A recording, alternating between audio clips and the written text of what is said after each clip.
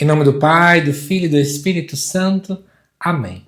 Amados irmãos e irmãs, é com muita alegria que nós estamos aqui para juntos estudar e meditar o Evangelho. A Igreja nos apresenta para esta segunda-feira, da 17ª semana do Tempo Comum.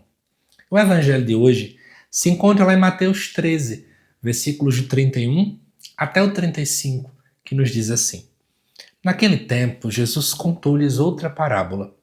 O reino dos céus é como uma semente de mostarda, que o homem pega e semeia no seu campo. Embora ela seja a menor de todas as sementes, quando cresce, fica maior do que as outras plantas e torna-se uma árvore, de modo que os pássaros vêm e fazem ninhos em seus ramos.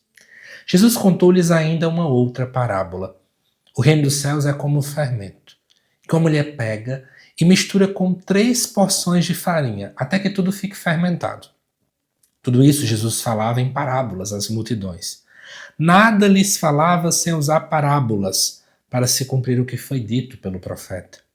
Abrirei a boca para falar em parábolas, vou proclamar coisas escondidas desde a criação do mundo. Amados irmãos e irmãs, o reino dos céus é como uma semente de mostarda. Para nós hoje, a menor semente não é a semente de mostarda. Mas para o povo daquele tempo, era conhecido como a menor das sementes. Só que é interessante perceber que, embora seja uma das menores, ela tornava-se uma árvore gigantesca. É óbvio que isso aqui está revelando muita coisa sobre aquilo que o povo estava vivendo. Quero contar um detalhe para vocês que muita gente passa por despercebido. O Evangelho de Mateus, ele foi escrito cerca de 30, 40 anos, ou até mais do que isso, depois da morte de Jesus. Isso porque a grande preocupação quando Jesus estava aqui na Terra nunca foi colocar nada por escrito, mas era em experimentar. Quando Jesus morre e ressuscita, o foco é evangelizar, dizer a um povo quem Jesus é. E isso era feito oralmente. Até que as testemunhas oculares começaram pouco a pouco a morrer. E é natural que nós vamos agora nos preocupar de pôr por escrito. Foram assim que os evangelhos chegaram até nós hoje. E o Evangelho de Mateus, de modo muito particular, ele está também lidando com algumas realidades ali por volta do ano 70/80 depois de Cristo. O grupo dos cristãos não era um grupo tão grande. Nunca se foi uma grande quantidade de pessoas, uma maioria. Era um grupo pequeno. Eu fico me colocando no lugar daquele povo. Frente à perseguição do Império Romano, frente à perseguição também dos fariseus que existiam, cada vez mais o povo se perguntando: nossa, mas somos tão pequenos como uma semente de mostarda. Tudo bem, Deus veio, Ele semeia a nossa palavra no coração de outras e outras pessoas. Mas será que nós um dia vamos nos tornar grandes? Será que um dia as pessoas vão conseguir ver os frutos? Como é que vai ser tudo isso? E aí, a palavra é muito bonita nesse momento, dizendo que, embora ela seja menor, quando ela cresce, ela fica maior do que as outras plantas. E aqui, gente, não é maior no sentido de quantidade, mas no sentido especialmente de qualidade. O cristianismo, ele não nasceu como uma grande religião, mas como uma religião bem minoritária. Porém, aqueles que buscam ser autênticos discípulos de Jesus começam grandes no reino de Deus. E é isso que importa.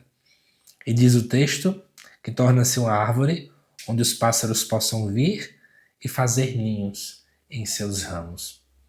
A gente pode interpretar isso aqui das mais diversas formas, mas eu queria fazer para vocês uma leitura hoje bem missiológica.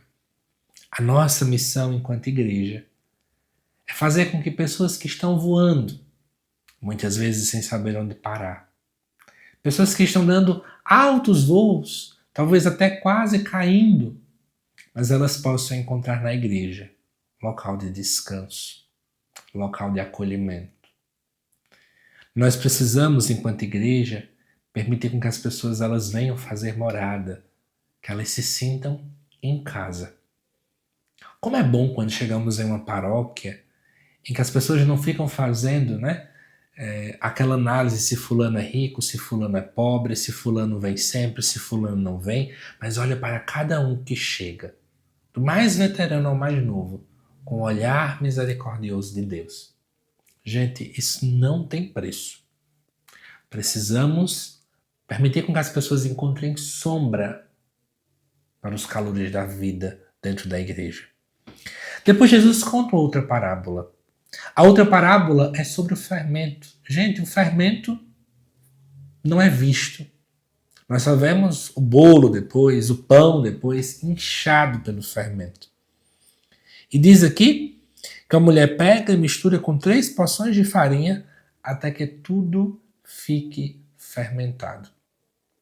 E aí, claro, né, diante dessa parábola que Jesus coloca para a gente, essa parábola do fermento na massa, da mulher que coloca essas porções de farinha, a gente pode se perguntar: qual o sentido de comparar o reino de Deus com essa mulher que pega porções de fermento?